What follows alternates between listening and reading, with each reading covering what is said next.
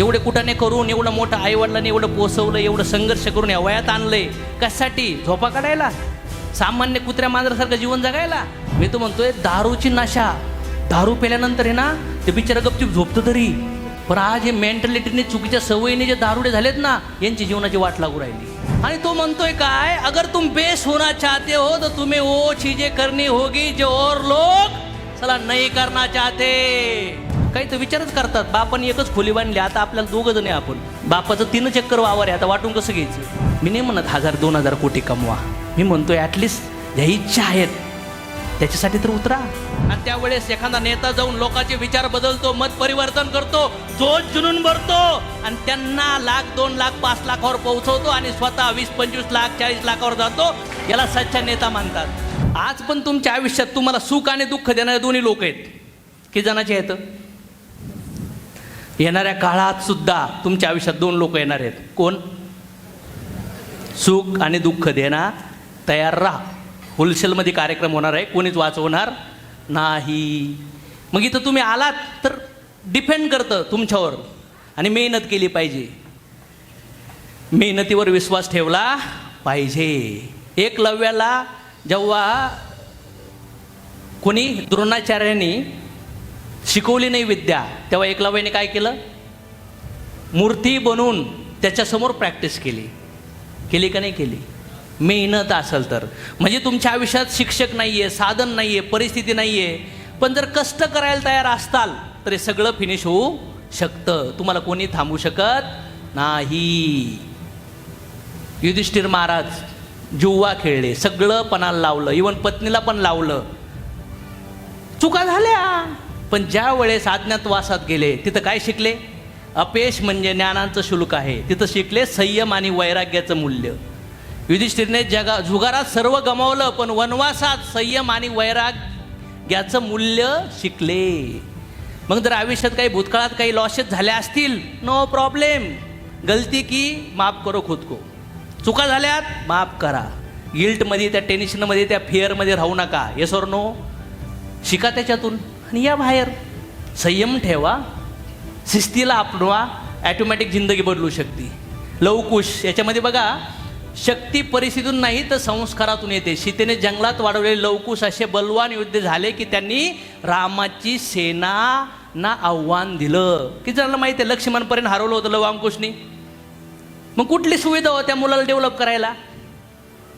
आणि काही बायका म्हणतात मी कसं जगू, मी कसं राहू, कसं संघर्षामध्ये सामना करू, कुठलं राज्य नव्हतं, राजवाडे नव्हतं. अरे जंगलात बाळाला जन्म दिला आणि त्यांना वाढवलं आणि त्यांना आतून मनाने एवढं स्ट्रॉंग बनवलं की पूर्ण रामांची सेनाला झुकावं लागलं. अशी मुलं पण स्त्रिया बनवू शकतात. पण स्त्री जर भटकली तर आयुष्य बरबाद. काय वाटतं? हो, होऊ शकतं.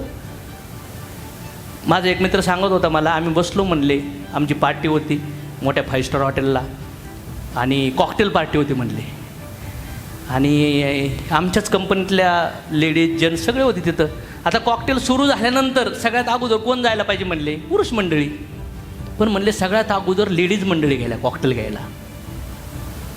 आणि तिथं ते एवढ्या ड्रिंक केल्या आणि म्हणले सर आम्ही त्यांना सांभाळत होतो.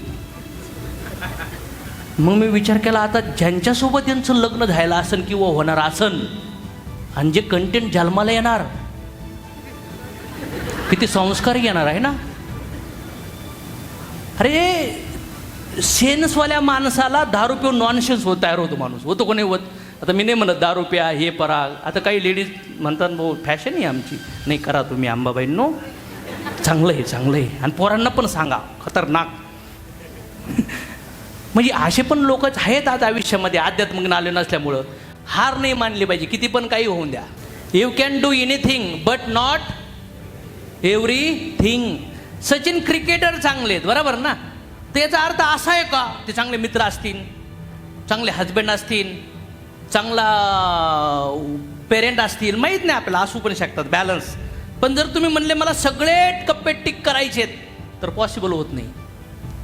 त्याच्यामुळं असं एक प्रोफेशन निवडा.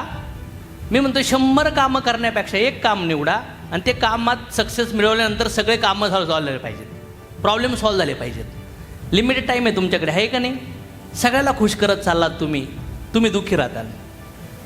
माझ्या आयुष्यात असंख्य लोकांना मी नो म्हटलो. नो म्हणजे स्वतःची एनर्जी प्रोटेक्ट करणं. कोणी पण कोणाला पण येस म्हणत गेलो आपण तर आपलं जीवन त्यांच्या वेळेनुसार जाईन आपलं. Right or wrong? तर सक्सेसफुल लोक मॅक्झिमम ठिकाणी लोकाला नो मानतात, कारण की त्यांच्या लाईफची कमांड त्यांच्या हातात असते. आणि थोडंसं पेशन्स ठेवलं पाहिजे. पेशन्सची फार गरज आहे. सक्सेसफुल लोक रोज शिकतात. अजिम प्रेमजी जे विप्रोचे फाउंडर आहेत ते म्हणतात, जर मी 2 दिवस काही नवीन अभ्यास नाही केला तर मला असं वाटतं मी आउटडेटेड झालोय. काय झालोय? आउटडेटेड झालोय. गरीब लोकांच्या घरी टी व्ही लई मोठे असते माहिती तुम्हाला, आणि श्रीमंत लोकांच्या घरी लायब्ररी मोठ्या असतात, ऑफिसेस असतात घरात. ते एकांतात वेळ घालतात, पुस्तकं वाचतात, नोट्स काढतात. मग इथून खाली नाही, इथं खर्च केला पाहिजे. ह्या बिझनेसमध्ये मी जर असेल ह्या लेवलला, याचं कारण इथं खर्च केला. जे एज्युकेशन बाहेरचं अकॅडमिक आहे ना, ते तुम्हाला स्किल, कम्युनिकेशन, कॉन्फिडन्स, लिडरशिप नाही देत. आणि जर तुम्हाला रिअल लाईफचं एज्युकेशन घ्यायचं असेल तर इंटरनॅशनल लेवलचं एज्युकेशन असतं, तिथं शिकवतात खरी लिडरशिप, पण त्यांचे वेळ शिकण्यासाठी 2-2, 3-3 कोटी रुपये खर्च होतात. समजतंय का? येस. माझ्या मुलालाच मी IB ॲडमिशन घेण्यासाठी गेल्यानंतर मला कळलं, सर म्हणले कॅम्ब्रिजपर्यंत तुम्हाला ॲडमिशन भेटेल, पण 2-3 कोटी रुपये खर्च इन्व्हेस्टमेंट करावं लागेल. आणि नंतर म्हणले मग काय? मग म्हणले 3-4 कोटीचं पॅकेज. हा बिझनेस आहे सर. जेवढी इन्व्हेस्टमेंट तेवढे कनेक्शन तेवढे पॅकेज. समजतंय का तुम्हाला? मग जर पैसे नाही म्हणून शिक्षण नाही, आणि शिक्षण नाही म्हणून पैसे नाही, ह्या चक्रव्यूहमध्ये लोक अटकतात. मग कसं करणार?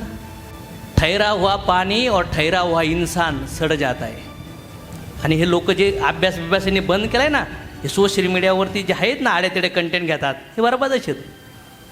मी तो म्हणतोय दारूची नशा, दारू पेल्यानंतर आहे ना ते बिचारा गपचूप झोपतं तरी काय आहे ना, ते दारुडा बरा.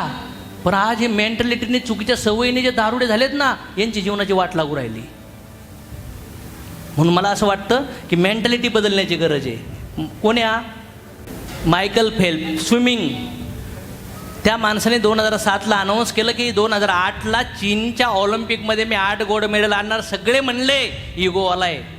साला देशाला 1-1 गोल्ड मेडल येत नाहीये. भारतात सगळ्यात देश मिळून 10 गोल्ड मेडल आलेत आतापर्यंत. आणि हो म्हणतो एकाच ऑलिम्पिकमध्ये मी 8 गोल्ड मेडल आणणार. आणि झालं ऑलिम्पिक, याने 8 गोल्ड आणले. रिपोर्टर आले आणि म्हणले वाह सॅल्यूट, कसं काय केलं? ते म्हणले सांगू का, मागचे 4 वर्ष रोज 12 तास पाण्यात आहे. आणि 25 डिसेंबरला ख्रिसमस असतं, त्यावेळेस लोक मजा मारतात, त्यावेळेस पण मी पाण्यात होतो. आणि तो म्हणतोय काय, अगर तुम बेस होना चाहते हो तो तुम्हें वो चीजें करनी होगी जो और लोग सला नहीं करना चाहते. समझ में आया? नाही तर सगळे लोक जिकडं लाईनीत लागलेत तिकडं निघला, हा आता करूया. नाही, जेव्हा असंख्य लोकांना वाटतं हे अशक्य नाहीये, आणि त्यावेळेस एखादा नेता जाऊन लोकांचे विचार बदलतो, मत परिवर्तन करतो, जोश जुनून भरतो, आणि त्यांना 1,00,000, 2,00,000, 5 लाखावर पोहोचवतो, आणि स्वतः 20, 25 लाख, 40 लाखावर जातो. याला सच्चा नेता मानतात. डिस्ट्रॅक्शन. बऱ्याच लोक म्हणतात की मी मेहनत करतोय पण मला फळ भेटत नाही, मला यश भेटत नाही. का? डिस्ट्रॅक्शन आहेत, कारण आहेत, कम्पॅरिझन आहे, निगेटिव्ह पीपल आजूबाजूला आहेत, म्हणून या बकेटमध्ये पाणी साठत नाही. डिस्ट्रॅक्शन माणसाला बर्बाद करून टाकतात आयुष्यामध्ये. फाउंडेशन ऑफ सक्सेस काय आहे? फाउंडेशन, यशाचं फाउंडेशन काय आहे? पर्पज, ड्रीम डिसाईड करावं लागन, माइंडसेट बदलावं लागन, कम्फर्ट झोन ब्रेक करावं लागन. हे फाउंडेशन आहे तुमच्या यशाचं. नेक्स्ट जर बघितलं, भगवान रामाने 14 वर्षाचा वनवास राग न करता स्वीकारला, आणि त्यांच्या संयमाने आणि आज्ञापालन ते आदर्श पुत्र व राजा ठरले. आज्ञापालन आणि संयम खरा स्वभाव घडवतात. वनवास जायचं कुणाला होतं फक्त? हा, त्यांच्यासोबत कोण गेलं? सीता. कोण गेलं आणखीन? मग त्यांनी कम्फर्ट, आराम सोडून काय चूज केलं? त्रास, संघर्ष, मजा कशात आहे? जर सीता माते राहिली असती, नसती गेली, तर तुम्हाला असं वाटतं का सीता मातेबद्दल बोललो असतो आपण? जे लोक संघर्ष करतात ना त्यांच्याविषयी चर्चा होती. हो, लक्ष्मण बघा ना, भावाची सेवा करायला निघलाच. आज भावाभावात भांडणं येतं. तो इकडं उडीतोय, तो तिकडं उडीतोय, गुंठ्यावर उडीतोय. काही तर विचारच करतात. बापाने एकच खोली बांधली, आता आपल्याला 2 जण आहे आपण. बापाचं 3 चक्कर वावर आहे, आता वाटून कसं घ्यायचं. मला आज तुम्हाला समजवायचं आहे काय, की आयुष्यामध्ये ह्युमन लाईफ फक्त हे भोगण्यासाठी नाही आलेली, पर्पजसाठी आलेली. पण इच्छा आल्यात ना भगवंतासंग, इच्छा दोष, इच्छेचा दोष आला म्हणून ह्या जन्मात गर्भात आलो आपण.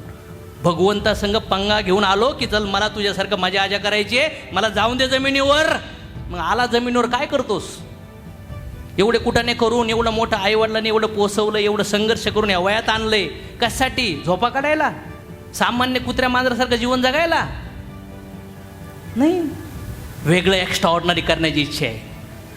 भगवंताची पण अपेक्षा आहे, जावं यार माझं जे काम ह्या पोरांनी जाऊन करावं, अशी इच्छा आहे भगवंताची. मग असं का होतंय, त्याला कारण काय आहे. भगवान कृष्णाचा जन्म जेलमध्ये झाला. आईने जेलमधून सुटल्यावर देवकीने विचारलं की तुला भगवंत म्हणतात, मग मी जेलमध्ये का, कशामुळं, काय कारण आहे. म्हणले मला मिळवणं सोपं काम नाही आहे. जसं भौतिक गोष्टी मिळवणं, मोठ्या गोष्टी मिळवणं फार संघर्षाचं काम असतं, तसं भगवंताला मिळवणं सोपं काम नाही आहे. तुझ्या हजारो जन्मातलं पुण्य एकत्र झालंय म्हणून मी तुझ्या पोटी जन्म घेतलाय, पण त्या जन्मामध्ये असे काही कर्म होते म्हणून तुला जेलमध्ये राहावं लागलं. आई म्हटली बाळा मी तुझी आई आहे तरी पण. म्हणले नाही, असे वेगळ्या वेगळ्या जन्मात वेगळ्या वेगळ्या जीवाचे आई आणि वडील बदलत असतात, कोणाकोणाची लक्षात ठेवायची. परमनंट थोडी आहे कोणी. कर्मानुसार दोस्त रिश्ते नाते बदलते रहते. कर्मों की वजह से लोग मिलते हैं और बिछड़ते, सुख और दुख भोगते रहते. माता पिता दोस्त दुश्मन ये सिर्फ कर्मों की वजह से मिले. जब उनका रोल आपके ज़िंदगी में फिनिश हो जाएगा, वो कैरेक्टर ख़त्म हो जाएगा, फिर वो आपके ज़िंदगी के मूवी में कभी एंटरटेन नहीं करेंगे. समझ में आया. कभी एंटरटेन नहीं करेंगे, वो निकल जाएंगे वहाँ से. चेकआउट. स्टेशनवर उतरल्यावर तर जीवात्मा पुढे तुम्हाला दिसणार नाही. आणि तो टायमिंग आहे ना तेवढा, जेवढा सुख आणि दुःख देण्याचा, तेवढ्या टायमिंगमध्येच तो तुमच्यासोबत असेल. त्याच्यानंतर तो उतरणार म्हणजे उतरणार. मग हाय, मी नाही म्हणत 1000-2000 कोटी कमवा, मी म्हणतोय ॲटलिस्ट ज्या इच्छा आहेत त्याच्यासाठी तर उतरा. आणि मग जेव्हा परिवार आणि स्वतःसाठी होतं, समाजासाठी या बाहेर, काय अडचणी. द्रौपदी माहिती आहे ना, पांडवाची बायको, कृष्णाची बहीण. मला सांगा, जेव्हा निर्वस्त्र केलं जात होतं सगळ्यांना मदत मागितली, सगळ्यांना, नवऱ्यांना मागितली, सासऱ्यांना मागितली, बरोबर ना. सगळ्या सभामध्ये मदत मागायला गेली, भेटली. आणि शेवटी अंतिम कोणाला सरेंडर झाली, कुणाला. यस. जेव्हा भगवंताला कळतं की सगळे कोण तुटलाय आणि आतून माझ्यासाठी तडपतोय, तर भगवंत येतात, मार्ग दाखवतात. मग जेव्हा एखादं स्वप्न पाहतात आणि त्या स्वप्नाला कळतं चला सगळे सोडलं येणे फक्त माझ्यावरच आहे, ते स्वप्न पण तुमच्या मिठी मारायला येणार तुम्हाला.